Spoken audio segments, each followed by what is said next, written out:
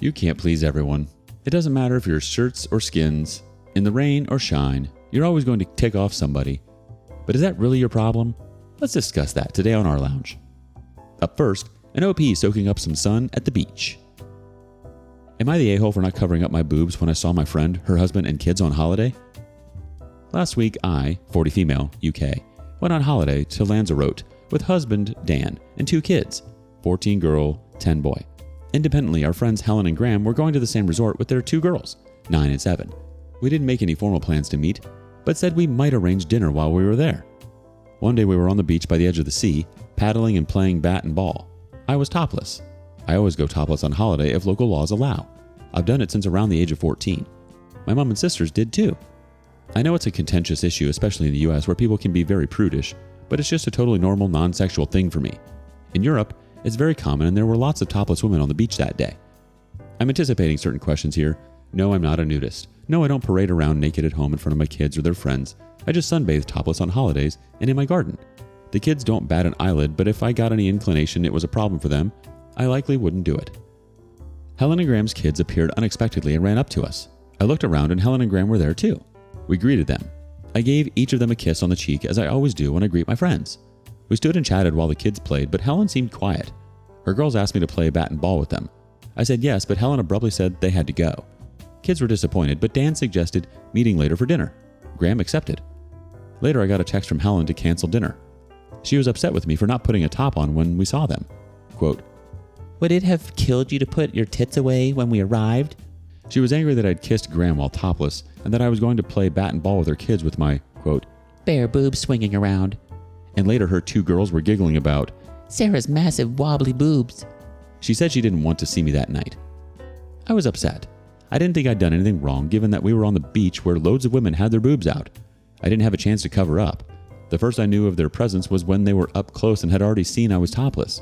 I'd have to walk past them 50 foot up the beach to our towels, etc. to put on a top. It would have been like shutting the stable door after the horse had bolted. I replied that I was sorry she was upset and that I'd made her angry.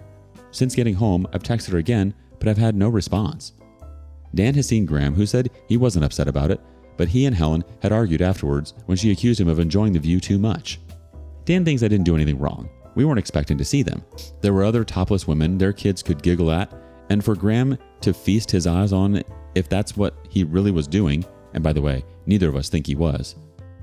But I'm sorry I've upset my friend and wonder if I'm an a-hole. Am I the a-hole? Edit. Wow. I didn't expect this amount of responses. I'm overwhelmed and appreciate all the replies. Whether or not the a-hole or yes the a-hole. Thank you all. Couple of things that keep getting raised asked. When I kissed Graham, I didn't pull him into a full hug. I leaned in from an angle and air kissed his cheek. My boobs didn't go anywhere near touching him. Apologies if I didn't clarify this point. Ditto their kids. I didn't contact them at all. They were mostly interested in seeing my kids, not me. The bat and ball game was a beach tennis game. Wooden bats, shaped like table tennis paddles, small rubber ball. Ideas to try to keep a rally going with your opponent. It would have meant a gentle back and forth tapping of the ball. Doubt it would have been too successful with 2 small kids, and I certainly wouldn't have been leaping around like Serena Williams. Some are calling it a topless beach. It was just a normal beach, not specifically a topless one. In the Canaries, you're allowed to sunbathe topless on beaches. Most people don't, but a lot do. Some have said Helen is jealous or insecure. I really don't know if that's the case. I think she's gorgeous and doesn't need to be. I'm certainly no supermodel. I just don't have any hang-ups about my body. She is smaller than me in that department, but I have no idea if that's an issue for her or not. It really shouldn't be. Thanks again. Now let's see what the community actually said. Mopper300 says, "Not the a-hole. You and your massive wobbly boobs can do whatever you dang well please as long as the local laws allow. If she had a problem with it, she shouldn't have come up to you in the first place. She surely could have noticed you were topless from afar before approaching." Edit. I'm severely disappointed in you, Reddit, for nobody yet replying with, "Yes, she should have, and don't call me Shirley." Randomized Name System says, "Not the a-hole. Beware the killer nipples.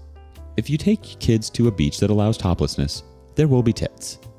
Lieutenant Colonel Shiny-Side says, "Not the a-hole.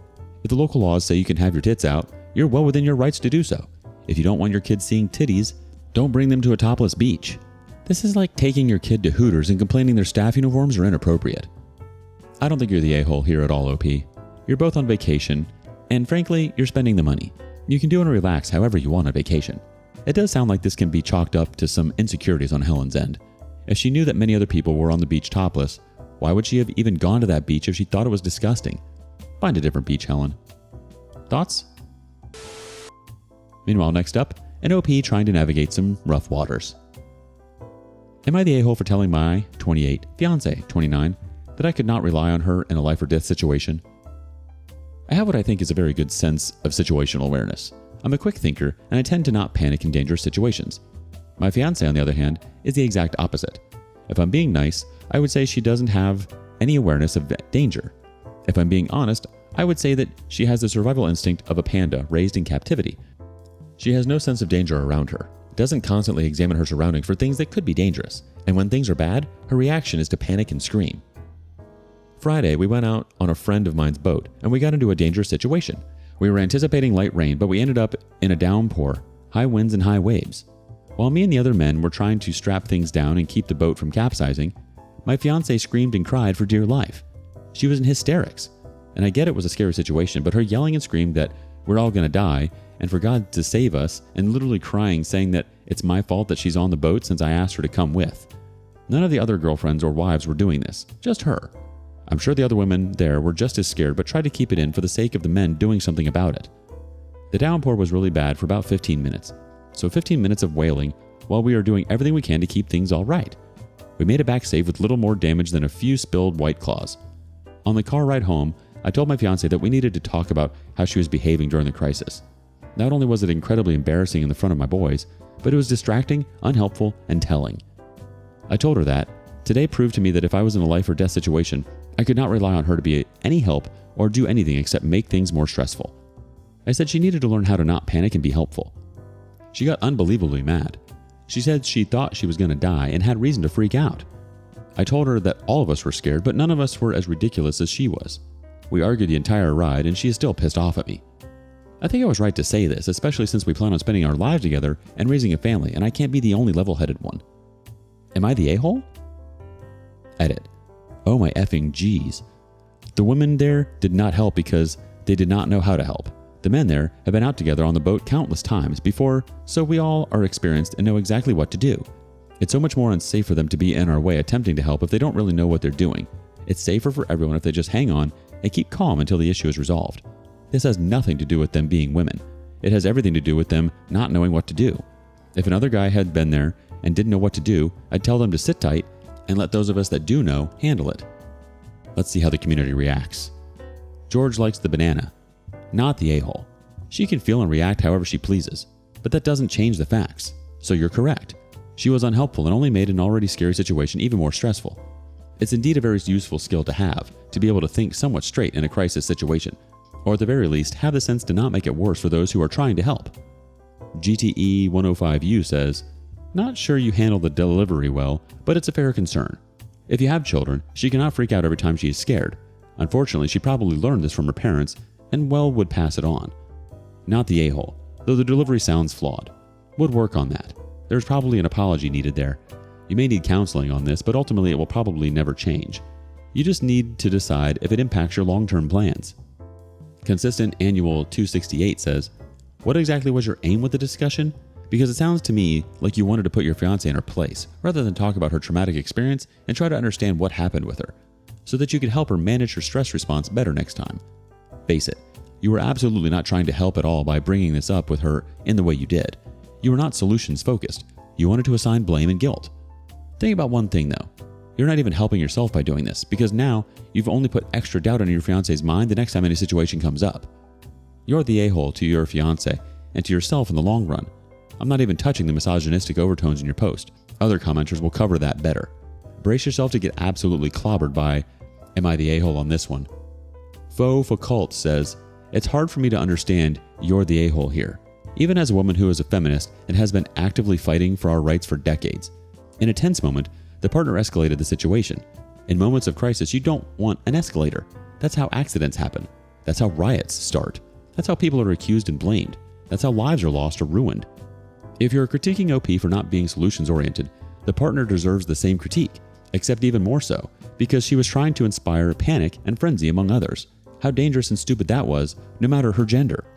I think the conversation probably could have gone a bit better and approached differently. She was legitimately afraid, and that's okay. We all have our fears. I think perhaps worrying more about that and how your fiancé was feeling was more important than how you felt embarrassed in front of the boys. Thoughts?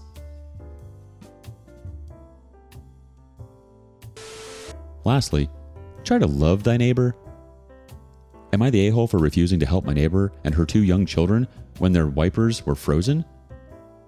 I, 59 male, live in a major city in Ontario, Canada. I live in a small subdivision and have 5 neighbors total on my street. For the past few years during the winter when we're getting a lot of snow or bad storms, as I'm leaving for my overnight shift at around 8 or 9 p.m., I'll put my wife's windshield wipers up on her car and do a quick walk around to my other 5 neighbors and put their windshield wipers up on their cars. Obviously not if they're outside or something, but if it looks like they're in for the night.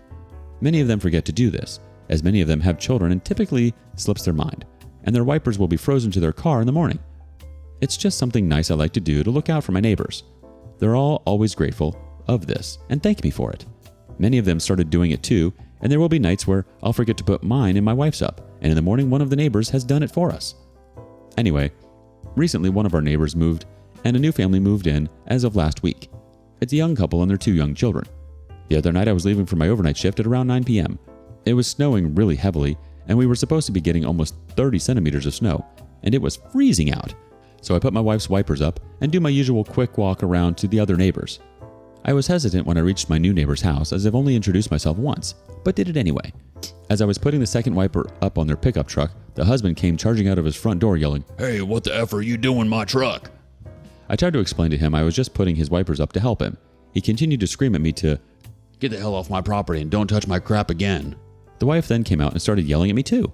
I apologized and started walking away. Some of my other neighbors heard the commotion and came outside to see what was happening. They tried to explaining to him, too, that it's just something we do. Both of them weren't having it. Fast forward to this morning.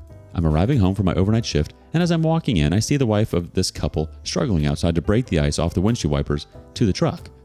Guess she was trying to take her kids to school and the wipers were frozen solid on the car. She sees me and yells over, "Hey there, do you mind giving me a hand, please?" I look over to her and yell back, "No, sorry, thought I was to never touch your crap again, ma'am," and walked back inside. She yelled at me, "Wow, a-hole." Told my wife about this. She thinks I should have just helped her because she was just trying to get her kids to school. I disagree, as I was just following what they told me. Am I the a-hole? Let's see how the community judges this person. Lee Lied says, "Not the a-hole for refusing to help. I understand why the neighbors might have had the initial, 'What the F, get away from my truck' reaction, but that's only excusable for like 30 seconds. Once you explained that you were trying to help, and they saw that literally every other car had the wipers up, they should have, at minimum, apologized for yelling at you, even if they didn't want to accept your help.